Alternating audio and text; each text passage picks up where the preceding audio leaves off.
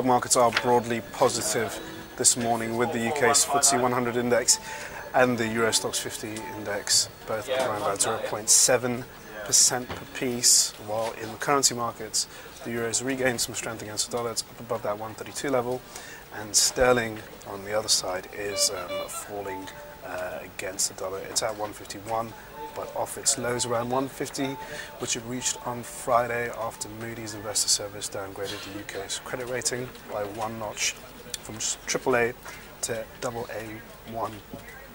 And in the peripheral bond markets, both Spanish and Italian bond yields are a little lively at the moment. It's just had a bills auction which went relatively smooth, but at the same time we have Italian elections which are currently underway, with a result expected tomorrow. Good morning, I'm Ishaq Siddiqi and welcome to another Daily Market Bite. There's a lot going on in markets today. We'll start off with some of the strength that we're experiencing in Europe, which is largely thanks to a positive session in Asia. Now, the HSBC PMI manufacturing data from China was a little weaker than expected, but still above the 50. The reading was above 50, which is a sign of expansion. It did slow down due to the Lunar New Year and general slowdown in the global economy during the month of February. But on the whole, investors have shrugged it off, and they were more pleased to see the Bank of Japan talk about a new governor and appointing a governor that would be more aggressive on the monetary easing front. That weakened the yen a little bit against the dollar, and going into the European session, that helped European markets this morning. Now, of course, the big news over the weekend kicked off from what happened on Friday when Moody's cut the UK's credit rating by one notch, largely seen as a symbolic move as opposed to a move that's really going to hurt the UK's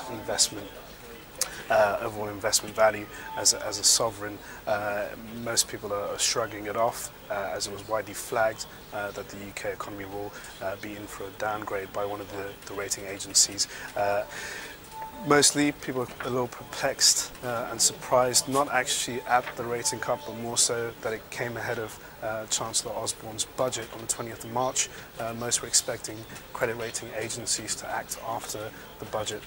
However, it does suggest that Moody's is concerned about the UK's growth prospects, and they do feel that economic weakness is set to be prolonged in the UK, and on a political level, not so much on a financial level, it should spur politicians in the UK into coming up with more stronger and bolder policies to kickstart economic growth. But at the moment right now it's more heat and noise for politicians and less so the market.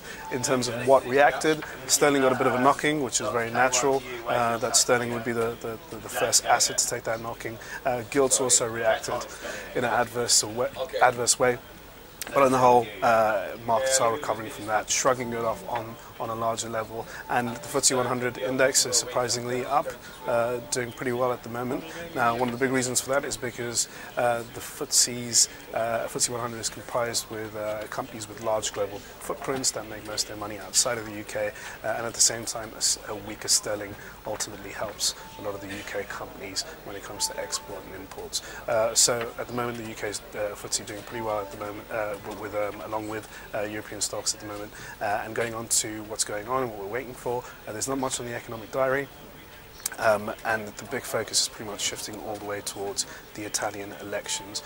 Now, exit polls or opinion polls rather are prohibited during the election, so we don't really have an idea or indication of who is really gaining influence in the Italian polls until later on this afternoon. There's a bit of market volatility ahead of that outcome, where we're going to get our first initial glimpse of who is really gaining. It's a bit, it could be a bit of a tight race with Berlusconi from the centre-right closing the gap with the centre-left politician Pierluigi Bersani, who is tipped to be the winner this time round. It's probably one of the most historic elections for Italy, given how tight it is, and there's a lot at stake with Pierluigi Bersani, who, if he wins the lower house and the upper house, could form a coalition government with former Premier Mario Monti, who the technocrat PM who put Italy back onto the austerity path and has done pretty well to fix Italy's finances. Markets are pricing in a victory for Bersani at the moment, and that would be a victory that would please investors, as it's a budget reform-minded government as opposed to Silvio Berlusconi's government, which is more on the more on the nationalistic side, looking to derail some of the policies put in by Monti.